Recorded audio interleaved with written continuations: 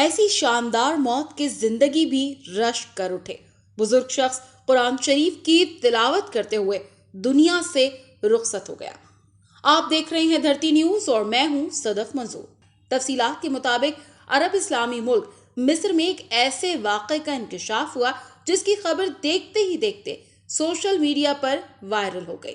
ہر مسلمان کی یہ خواہش ہوتی ہے کہ اسے ایمان کی حالت میں موت آئے، اور اگر زندگی کا آخری سانس اللہ کے کلام کی تلاوت کے دوران آ جائے تو اس سے بڑھ کر خوش نصیبی کی موت اور کیا ہو سکتی ہے۔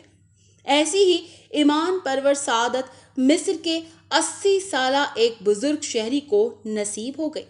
مصری میڈیا رپورٹ کے مطابق 80 سالہ شیخ محمد حسن نامی بزرگ شہری ایک معروف قاری تھے جو انتقال کے وقت فوتگی والے ایک گھر میں موجود تھے۔ شیخ محمد حسن ایک معلم کے طور پر بھی مشہور تھے، جبکہ وہ ہر سال رمضان المبارک کے دوران کئی مرتبہ مکمل قرآن شریف کی تلاوت کرنے کی سعادت حاصل کرتے تھے۔ شیخ محمد حسن کو ایک فوتگی والے گھر میں مدعو کر کے قرآن پاک کی تلاوت کرنے کی درخواست کی گئی تھی۔ شیخ محمد حسن درخواست قبول کرنے کے بعد فوتگی والے گھر پہنچے، اور جب وہ قرآن شریف کی تلاوت میں مصروف تھے، عین اسی وقت وہ دنیا سے رخصت ہو گئے۔